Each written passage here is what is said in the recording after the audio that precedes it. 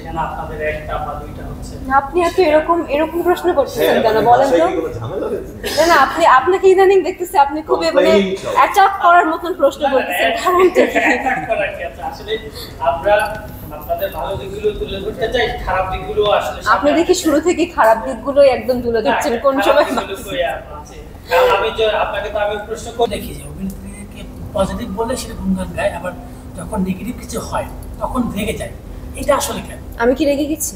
মনে হচ্ছিল আপনি রেগে গেছেন। আমি কখনো রাগি না ভাই, আপনাদেরকে আমরা খুবই ভালোবাসি, আপনাদের প্রতি আমাদের রাগের কোনো আমি তো খুব হাসি মুখে বলেছি, বাট প্রশ্নগুলো আসলে শুনলে না মানে এই নেগেটিভ টাইপের প্রশ্নগুলো শুনলে রাগ আসে না, মনটা খারাপ হয়, কারণ আপনাদেরকে এত ভালোবাসি আমরা, আপনারা যখনই বলেন ইন্টারভিউর কথা আমরা তখনই ইন্টারভিউ দিই, কিংবা আমরা প্রমোশনে ছুটে যাই আপনারাও ডাকেন। সো এই জায়গাটা না একটা জার্নালিস্ট একটা আর্টিস্টদের মাঝখানে খুব ভালো একটা বন্ডিং, যখন ভালোবাসার মানুষদের কাছ থেকে এই প্রশ্নগুলো শুনি তখন একটু খারাপ লাগে, মনটা খারাপ লাগে, দ্যাটস ইট, আর কিছু না। আমি কিন্তু রাগিনি ভাই, আর যদি মনে হয় আমি রেগে গেছি আমি সরি ভাই।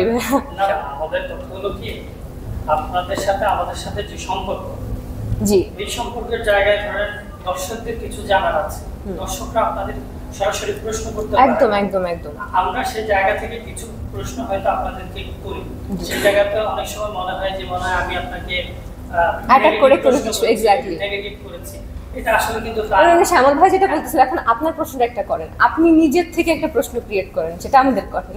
এই যে পূজা চেরি গত ঈদে তার লিপস্টিক সিনেমাটি গিয়েছে, সেই সিনেমা নিয়ে আমরা দেখেছি নায়ক অনেক কথা বলেছে, কান্নাকাটি করেছে, কিন্তু পূজা চেরিকে সামনে এসে দেখি নাই যে কথা বলতে বা ওই সিনেমাটা কি কথা বলবো আমি জানতে চাই, মানে কি কথা শুনতে চেয়েছিলেন? মানে বিষয়টা হলো তখন যখন একজন তিনি বলেছেন তার গাড়ি বিক্রি করে আর কি গহনা বা আর কি বিক্রি করে এই সিনেমাটি করেছেন, আপনার নামের উপরেই আমি যদি জানতে চাই আপনার নামের উপরেই কিন্তু সিনেমাটি হয়েছে, সেই জায়গাতে আমি এখন ওই ব্যাপারে কোনো কিছুই বলতে চাইছি না, এবং যেহেতু এখন আমরা আগন্তুকের প্রমোশনে এসেছি, সো আমি এই সিনেমাটি নিয়ে কথা বলি।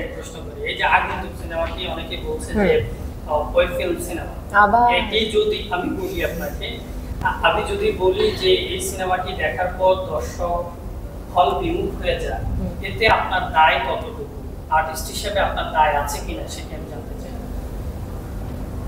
আমি তো এটা কখনো কল্পনাই করিনি কিংবা চিন্তাতেই আনিনি যে হল বিমুখ হবে। আমরা দেখেন ভাই, আমি আমার ক্যারিয়ারে যদি আমার কথা বলি,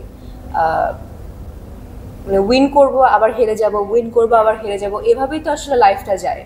সো দর্শকদেরও আই থিঙ্ক তারা বুঝবে যে না ও চেষ্টা করছে, এবং এখন আমি যতদূর জানি দর্শকরা এটা আসলে আমাদের বোঝে যে না ও চেষ্টা করছে, ভালো করছে, আরও ভালো করবে, এখন খারাপ হচ্ছে পরবর্তীতে আরও ভালো করবে। সো বিমুখ হওয়ার কোনো প্রশ্নই আসে না।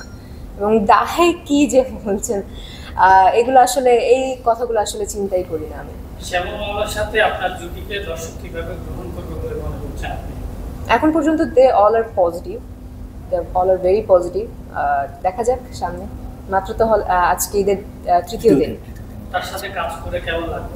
না খুবই ভালো, he is a very very very good actor, খুবই ভালো লেগেছে। এবং আমি অনেক ছোট, সে অ্যাক্টিংয়ে অনেক অনেক অনেক সিনিয়র, সো তার কাছ থেকে বয়সের কথা বলিনি, বয়স আমিও ছোট, অনেক ছোট, বাট তার কাছ থেকে অনেক কিছু আসলে শেখার আছে, তার কাছ থেকে অ্যাক্টিং শেখার অনেক স্কোপ আছে। যারা কাজ করেছে তার সাথে তারা বলতে পারবে।